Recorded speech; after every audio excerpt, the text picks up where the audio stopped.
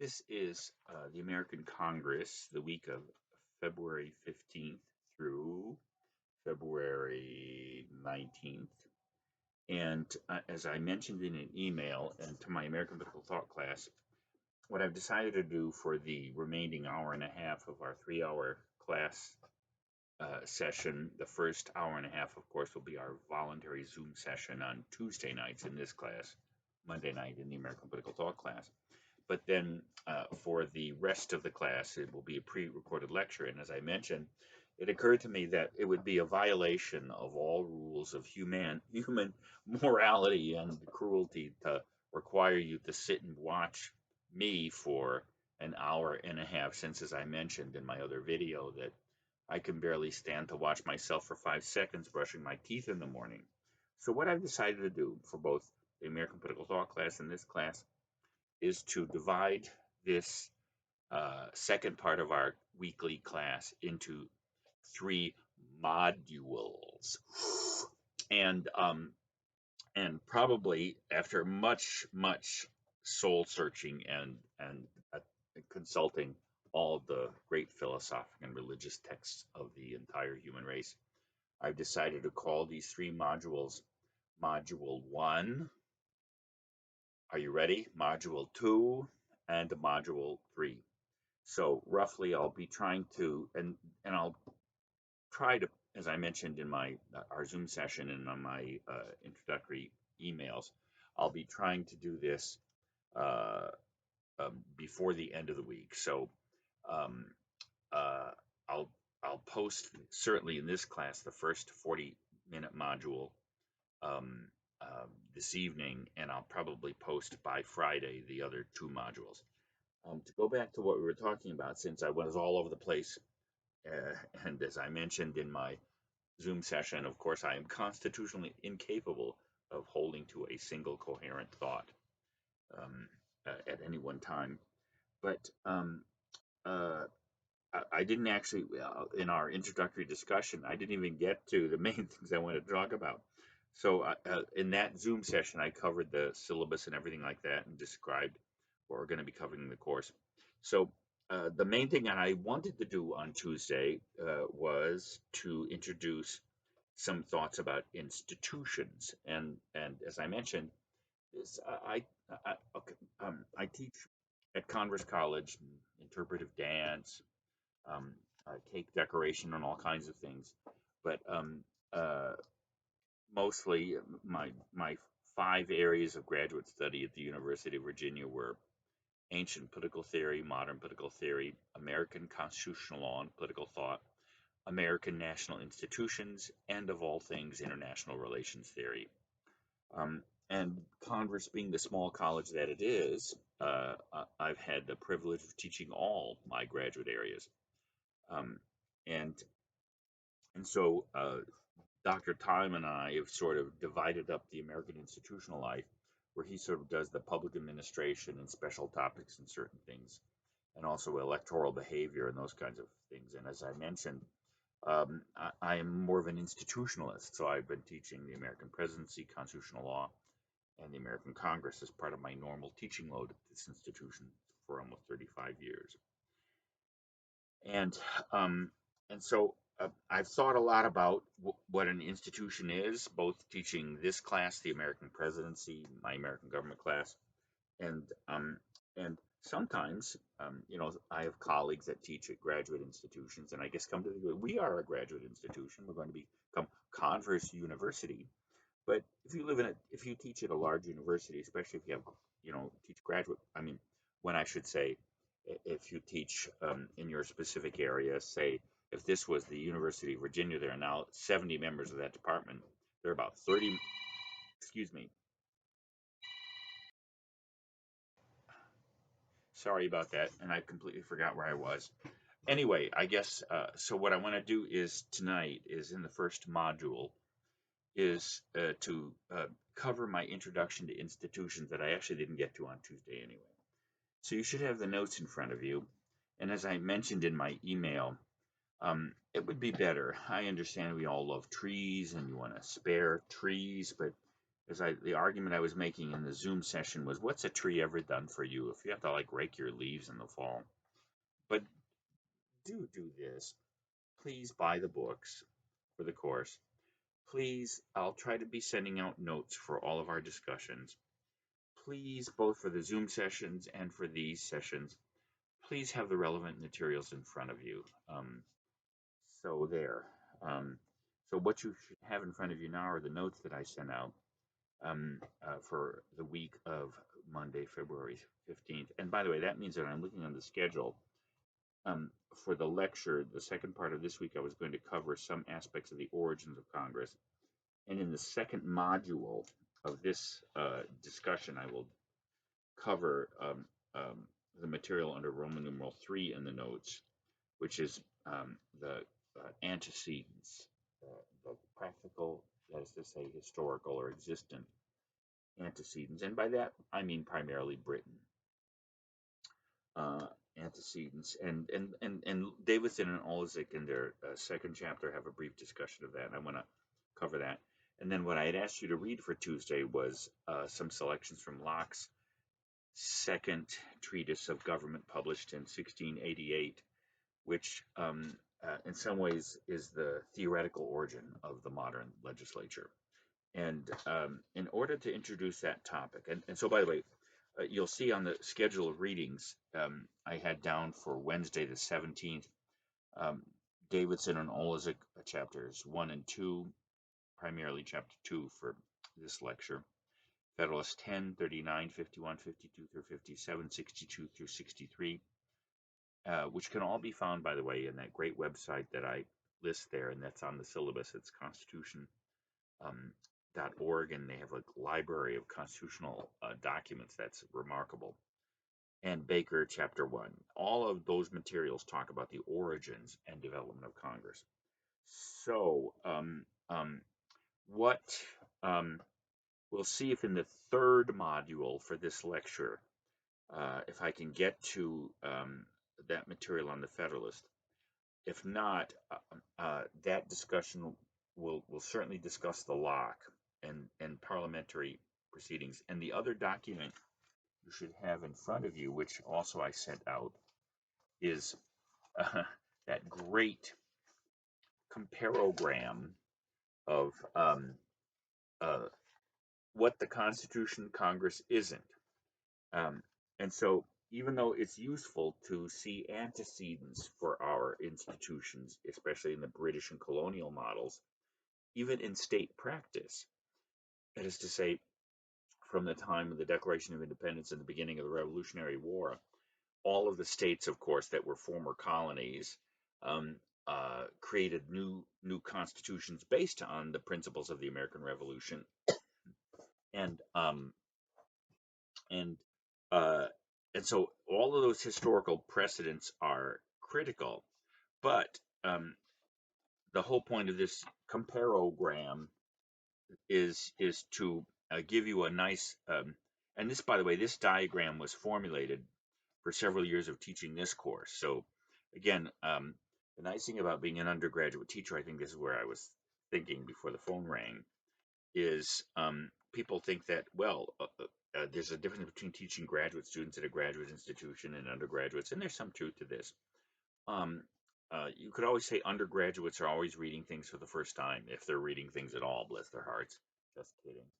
Whereas with graduate students, you're already talking about people who are committed to the scholarly study of the discipline.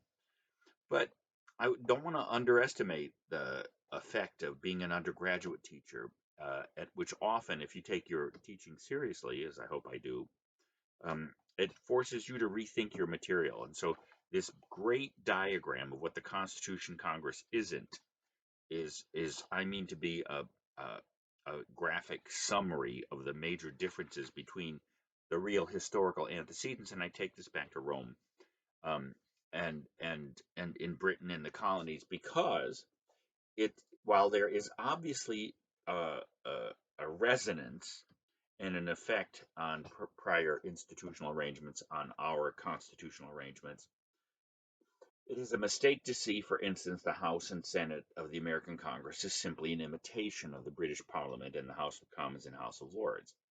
again, that has a kind of plausible common sense resonance to it, but it's actually profoundly inaccurate, and it underestimates the extent to which the framers of the Constitution were institutionally creative and really created some radically new kinds of institutions. Now, the also the point about looking at antecedents of the Congress is to understand some of the particular issues and conflicts and criticisms that emerge over the course of the historical development of our Congress. So let me be clear, and I'll send this out in an email. In the first module tonight, I want to talk about my introduction to institutions on the first and second page of the notes on Tuesday. In the second module, module 2, um, I'll try to discuss the English parliamentary, perhaps the state, and then also Locke's discussion. Because let me put this in the context, and then we'll actually jump right into this stuff. Davidson and Olezek, in their textbook on Congress, start off in chapter 1 by saying the two Congresses. That's their conceptual organization for their textbook, and I buy that. I think that that's a useful way of uh, of understanding the nature of Congress, the functions we expect it to perform. And what I hoped in my discussion in our Zoom session was to show, both from asking you but also consulting the American people, so to speak, is most Americans, including I think the people in this class, have a pretty dim view of Congress. And I asked, for instance, how many of you thought that Congress was even minimally representative, whatever that means, of the American people. Nobody in the class did, and I was even astounded by how vociferously and instantaneously um, the members of this class agreed that Congress wasn't representative. We will explore that question exhaustively, and as I said in the Zoom session, we'll also, much of this class will be involved in analyzing the nature of this institution, but that there's also an evaluative component. And that's what we'll turn to towards the end of the class. Does Congress work? Does this institution that we love to hate, does it really work? And what does it mean? What does it mean to say, does it work? What's it supposed to be doing? If it isn't doing what it's supposed to be doing, what's it supposed to be doing that it isn't doing? Um, so that's what all of this initial reflection about the nature of institutions, et cetera, is. But again, to stress what Davidson and Olezek say, and to point back to that in their introductory remarks and how I use it as a a framework for this class, is what they mean by the two Congresses is it's like Surt's breath mints. It's two candies packed into one. And I know many of you have spent your life wondering, is Certs truly a breath mint, or is it a candy mint? Which is it? Is it a breath mint or is it a candy mint? And it turns out the answer is it's both a breath mint and a candy mint. Davidson and Olezek raised the question by designating the two Congresses, is that Congress is created to perform two critical functions, institutional functions: representation and legislation. And you'll see those two terms, representation and legislation, are actually code words for a cluster of other functions and important aspects of Congress's functioning. So, for instance, just to show you what I mean by that, we say representation. That clearly means some kind of process of election. It means some kind of process of qualification and learning how to run for Congress and how to relate to your constituents in such a way that you can claim to be representing them. When we say Congress is a legislative body, we understand, and you'll see the framers' writings to this connote this, that in the function of legislation are all kinds of requirements like knowledgeability, a certain stable view of the common good, the capacity for deliberation and discussion. So these two great terms, representation and legislation, as a way of summarizing the core functions of Congress, is, I think, quite useful. And you'll see it goes back to Locke. And so as this course unfolds, we'll see how Congress is designed to perform those functions. And right off the bat, what I want you to see, and you'll see this in Locke, is we take it for granted that this single institution performs both of these functions. Now, you often hear that, well, you can walk and chew gum at the same time. I'm actually still working on both of those skills individually. Um, but you could say, well, don't most things in life, human beings, play more than one role? Don't they have more than one function? Yes. And can't you play more than one function at the same time? Yes. Um, but one of the things that Greek tragedy explores is that oftentimes the different functions that we accept as part of our identities actually don't always harmonize with each other, or certain functions that we take on impose demands that are irreconcilable or in tension with demands at other parts. I teach feminism and gender and politics, and in some ways the great debate since the emergence of the women's movement is can you be a full-time parent, mother, and a full-time career person at the same time? Um, and um, but to go back to ancient Greek tragedy, oftentimes the demands that were placed on a human being by virtue of being king or queen are often in tension with the same demands being placed on a person by virtue of being father and mother or brother and so again, we all play many different roles in life. We all hope that the different parts of our identity can cohere with each other and not provide tragic tension and ultimately tear our lives apart. When it comes to institutions, of course, institutions play different powers and have different powers, different functions. And it is, I think, useful, as I said, to follow David and Olazek's and also the 9 other editors of that pretty good textbook, by the way, and say our understanding of Congress is to see how Congress is supposed to embody both of these functions and what those functions mean and how they structurally and procedurally become part of Congress's life.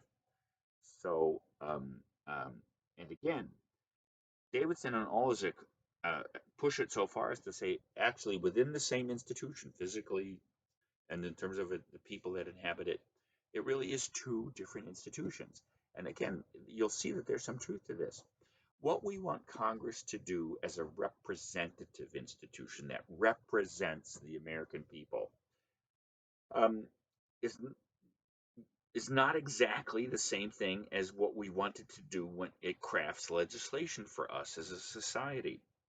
So again, we'll be spending our time in this class investigating Congress in all those aspects with those two primary functions in mind.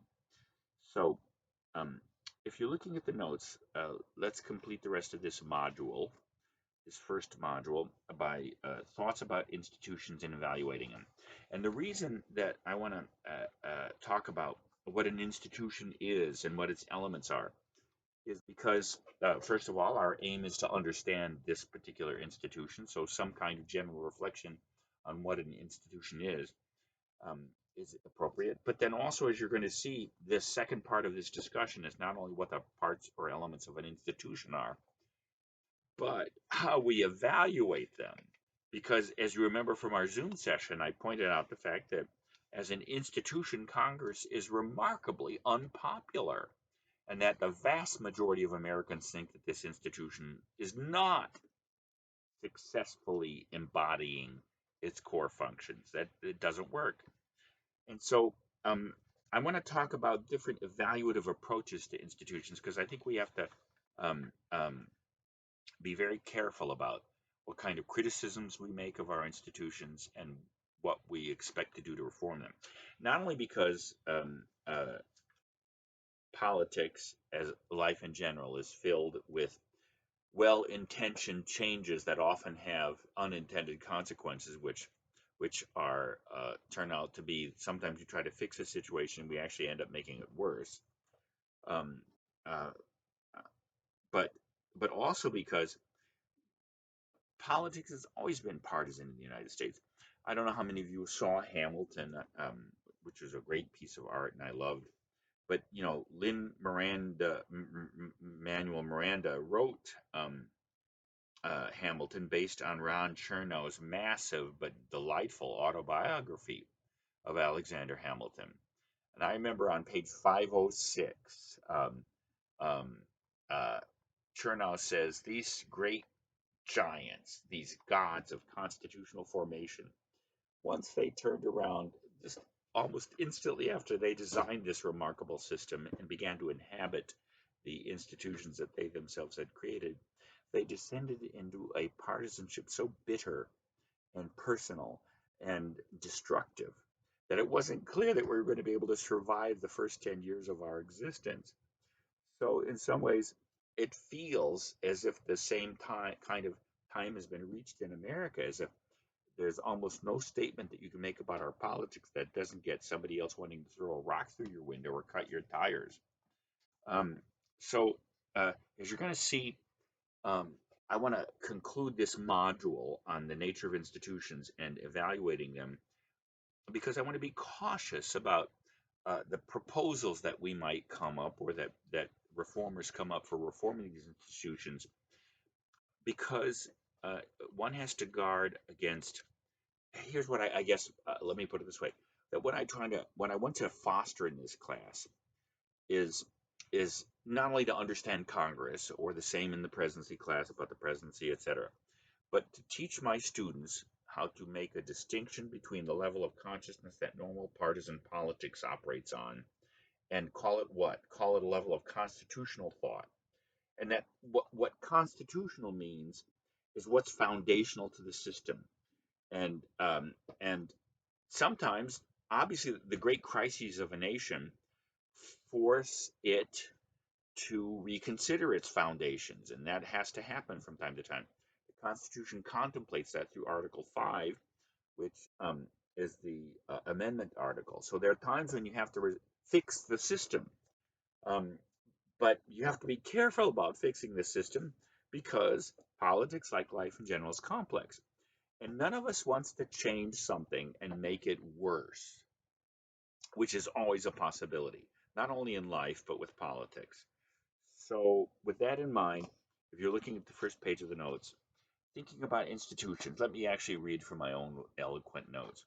I think that it is useful to spend some time thinking about the question, was ist eine Institution? Such a consideration indicates the kinds of things one has to become familiar with if one wants to claim one understands a particular institution. Also, reading my own words, I want to suggest how complex these things that we call institutions are. If we are to put ourselves in the position of students or citizens who desire to understand, possibly reform if we can, or improve if we can, the presidency of the Congress or whatever, what we have to approach this task with a good deal of sobriety and caution. So, it's a good beginning point to remember how interrelated the various aspects of institutional life are, and that there is often no such thing as changing one element of an institution without affecting another. That's a critical point.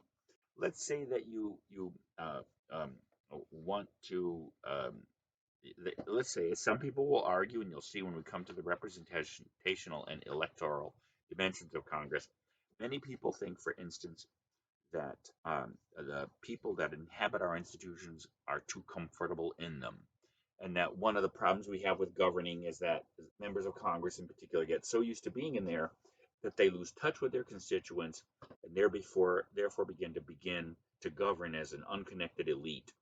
Some people, as you're going to see, one of the authors at the end of this course argues that the reason that we are now in perpetual debt, and a debt that is growing in magnitude by the moment, and that neither I will not have to face because I'm old and fat, but you'll probably have to face, and certainly your grandchildren will have to face.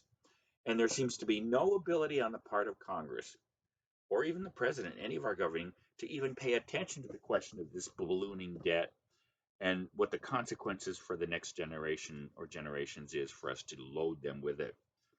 Some people say that's because the people in power have been there so long that that they spend without reckless. That's actually Payne's. You'll see in the last reading for the last class.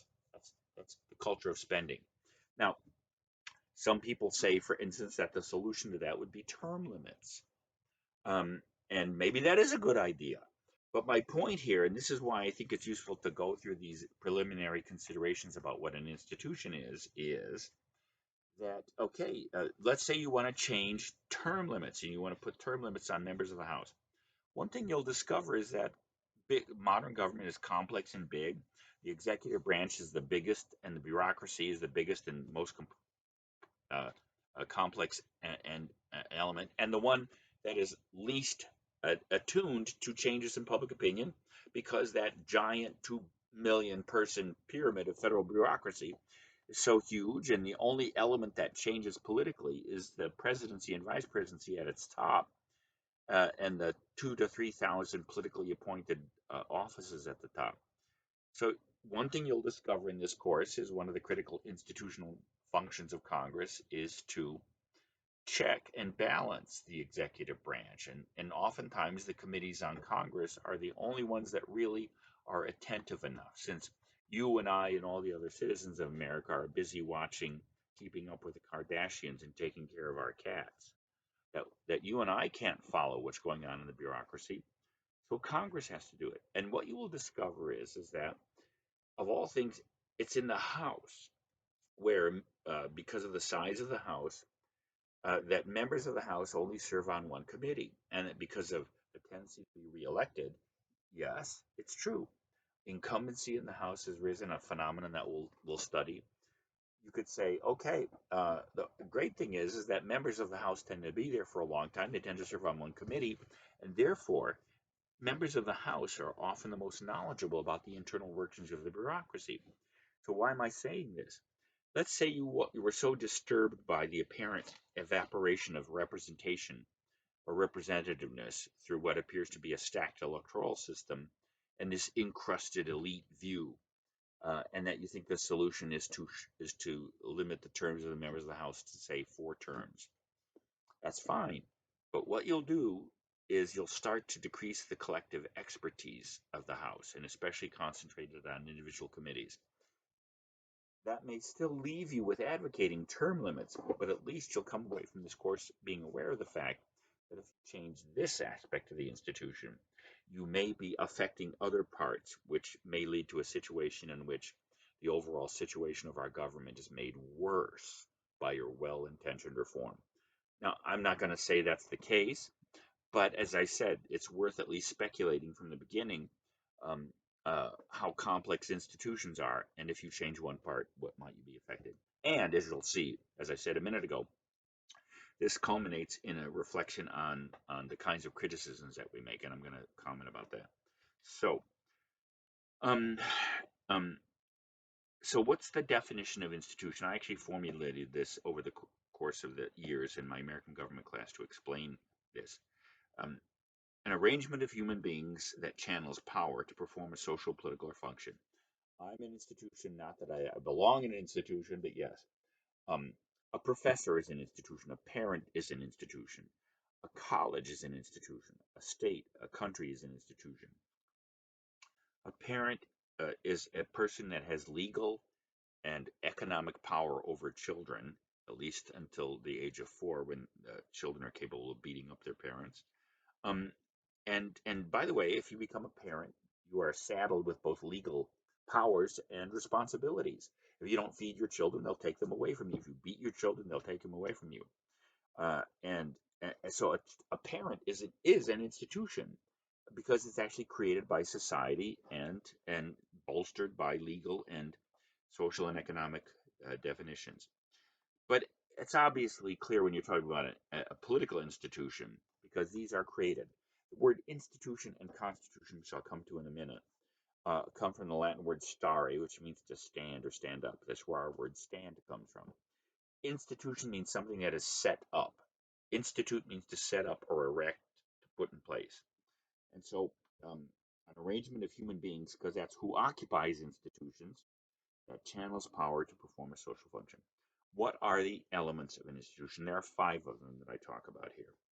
Um, the first element of an institution, and the analogy I make when I'm teaching American government, or even in this class, is that the best analogy to what institutional or political life is either a biological or an architectural one.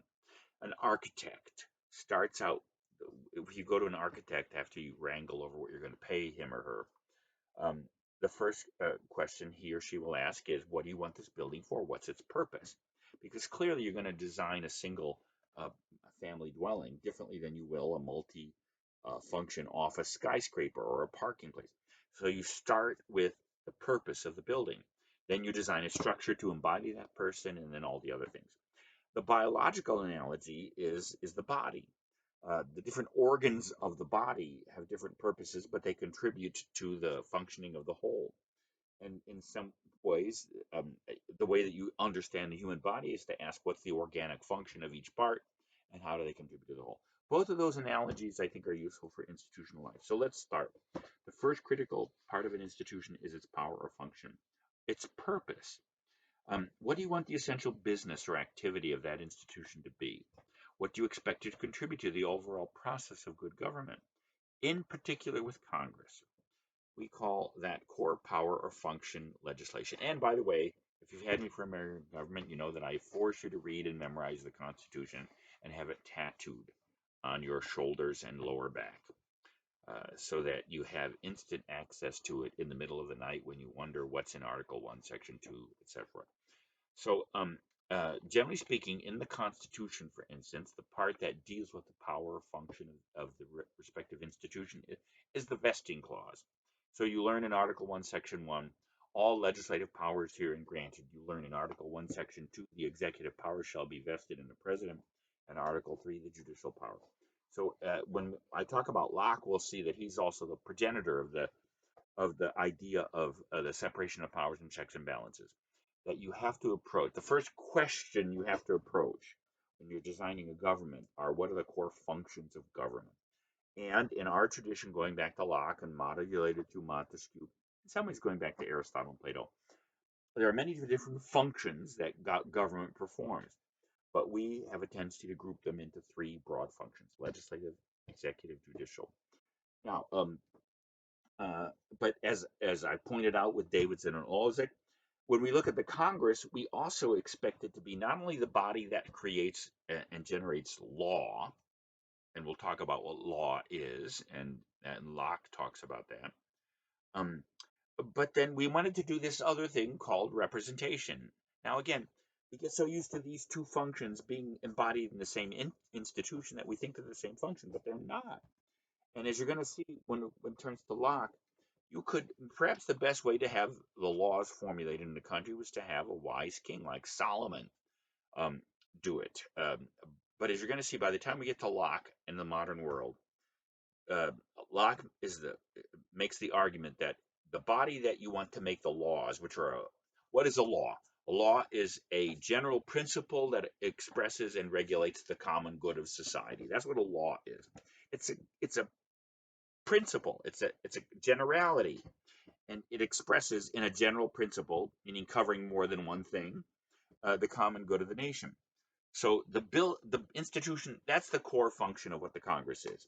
We want it to pass laws, but Locke is the one who says that probably the best way to construct that institution is to make it numerous, and composed of individuals from all over the country, because the common good is supposed to represent the diversity of the population and its geographical elements. Um, and um, and so, as we're going to see, it turns out that this second function is critical, and we want it to be the platform. We want this institution to represent the people, and then out of that platform of representation, we want it to formulate laws that express and formulate the common good. Well, again, as we're going to see, those two functions stand in tension with each other. But what those functions are and how they are embodied in Congress, we'll spend a large part of time on that. The second aspect is a structure. Following the architectural analogy, once you just decide what function you want, then you have to build the appropriate structure to embody that function. And so, for instance, as I point out in my American government classes, in the vesting clauses of the Constitution, you get what the core function or power is, and almost instantly in each of the three vesting clauses of the Constitution, you get some structural information. So, for instance, Article 1, Section 1 says, all legislative powers herein granted shall be vested in a Congress to consist of a House and Representative. So, the moment you get this legislative function in an institution called Congress, the first structural piece of information is it should consist of two chambers, two houses, bicameralism. And then, of course, each part, the rest of the section, Article 1, goes on to discuss the House. And one thing you'll learn, for instance, that the House is supposed to consist of a lot of people, and so is the Senate, but the Senate's going to consist of fewer people in the House.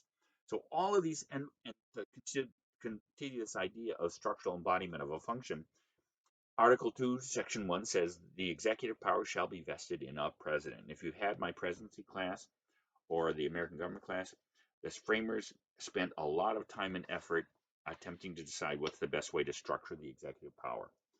After having no executive on the national level in the Articles of Confederation, and on the state level, with the state experiments in republicanism, very weak executives, they decided that you had to have a single one, even though everyone was afraid of that because of King George. So, um, so the second critical aspect of an institution is its structure. How must you construct the institution to accomplish this task best?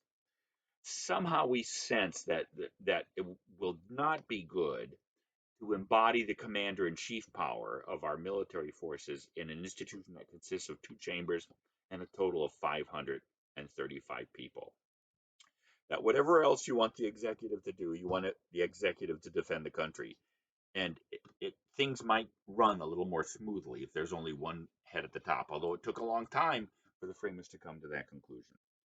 The third thing is a process, a way of conducting its business, or the way that I describe this in other venues is the the process of an institution as it's stipulated is the way that an institution produces a legitimate result, which is why our courts are so bound up with the concept of due process. And that we understand the difference between a lynch mob and a trial is its procedural steps.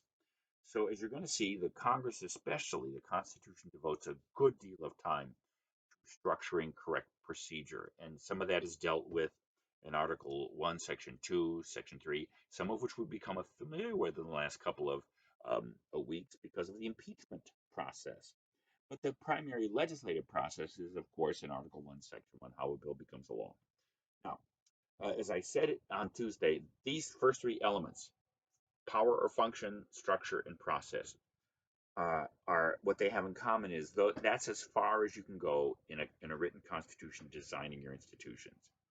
That is to say, what you can control in a constitution if you are a founder setting up a political system are those three elements. But as you're going to see, especially when it comes to Congress, the next two elements, which take some reflection to grasp, are also critical. Institution has a history. Once the Constitution is designed and you set the process in motion, institutions like people. And remember, I used the example of identical twins and genetic, this kind of stuff, because Davidson and Olds kind of use a genetic thing that the Constitution is the DNA of the political system, and that's not a bad analogy or a bad description. And so let me read my eloquent words. Just like individuals or families or nations, institutions change as they acquire experience and action. And the question I asked on Tuesday was, if you know of any identical twins, these people have the same DNA, they have the same core physical structure, and yet they're different people. Why? Because once they come out of the womb, and even before the womb, they actually have different experiences. It's that experience, that historical, personal, and institutional experience, which often uh, uh, contribute or explain how an institution functions or doesn't function. In an institutional context, this means things like precedents, great individuals, or crises that have served in or shaped the institution. This often has to do with how we evaluate the institution's performance. So, for instance, one big question we're going to be dealing with this course, and this has been a question that's been with respect to the Senate and has gotten more urgent, especially with the partisanship of our politics in the last several decades, several years, and several months, is the filibuster. But there's no mention of the filibuster in the Constitution. It's part of the historical apparatus of the Senate. So, in some ways, uh, in the same way that once you design a building and build it, once it exists, the circumstances and its use and all the different things begin to modify it. It's true of institutions too. The last element is the hardest one to describe, a personality. What I mean by that is, for lack of a better word, that mysterious element that consists of the total effect of the present membership combined with all the above. And I mentioned John Boehner, who was the speaker before Paul Ryan, who was the speaker before um, Nancy Pelosi, who was the speaker today. It's clear that, in other words, and where did I get this insight that you have to talk about something like an institutional personality? From being a professor. I remember when I was teaching American government at William and Mary in 1984, and I taught 3 classes per semester. And for 2 years, I taught back to back sections of introductory American government, one at 8 o'clock and 9 o'clock. Each section had 35 students, and each section taught the same material. And yet I was astounded at how different the 8 o'clock section was than the 9 o'clock. And then in the spring semester, it was because the 8 o'clock session was dead, and the 9 o'clock section was lively and interested. And I thought, well, it's because it was 8 o'clock and these are college students, and because they're drunk and hungover, they don't start functioning until 2 in the afternoon. But except in the spring semester, it was the 8 o'clock section that was the great section, and the 9 o'clock section was the dud. And I came to realize that what you realize from being a professor, what you realize from being an orchestra conductor, what you realize is that the functioning of a group of people really does depend on the particular dynamics of that group of people. And it makes a difference from the functioning of the House if Nancy Pelosi is the speaker, or as we'll see unfolding in front of us, the Senate is 50-50 now, and Mitch McConnell has been the majority leader, and now Chuck Schumer is the majority leader. The Senate will function differently as an institution because different people are in it and different people are running it. So personality is this last mysterious quality of an institution which you have to grasp. And so there you have it. 3 of those 5 things are constitutional considerations: structure, power, function, structure, and process.